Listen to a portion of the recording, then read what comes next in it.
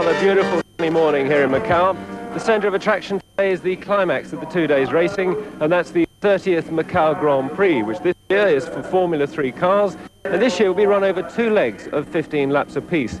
The first leg will be underway any minute now. The cars are just about to leave the pits. The second leg will be with you at about 3:15, and in between them we'll be covering a saloon car race, the Sime Derby race, a 15-lap race, which will be on air at about 2 o'clock. Racing started this morning, though, at 9 o'clock. There was a saloon car race, the ACP Trophy race, which turned out to be a triumph for the local Macau drivers. First place in a Toyota Corolla was Pedro Lobo. Second place went to Belmiro Aguirre in a Nissan 160J, and third went to João Severino in a VW Golf. That was followed by a very interesting classic car race. The winner there, John Turner, in a 1955 Jaguar XK 150. Well, let's get down to business now. The cars, as you can probably hear, just leaving the pits to get onto their grid positions. I'll hand you over to your race commentator for the rest of the day, BBC's #1 man, Murray Walker. And hello from Murray Walker, and let me start by confidently predicting that this, the 30th Macau Grand Prix, is going to be the very best ever in the long history of this series. Because it's a Formula 3 race, so a few words about Formula 3. You can see what the cars look like, because there they are in front of you, going, as Brian Langley has just said, on their formation lap. Well, they're single-seaters.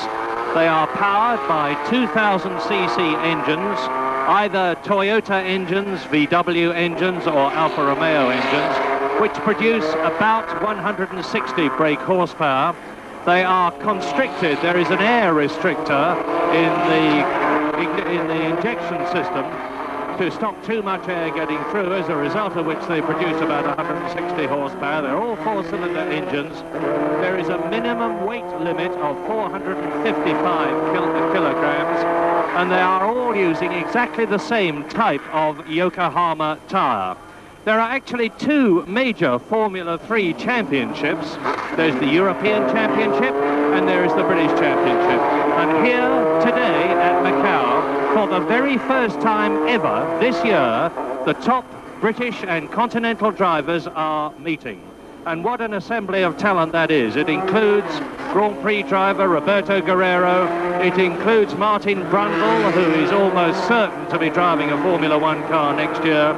It includes the reigning British champion, Ayrton Senna, who is a Brazilian following in the footsteps of Nelson Piquet, American Davy Jones, and so on. Well, naturally, during the practice period, I've taken the opportunity to talk to as many of these drivers as I can.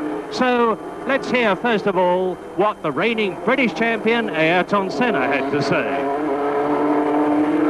You've been racing in Britain all through the season, and of course you've got an enormous amount of experience in Brazil. But what about Macau? Do you like the circuit?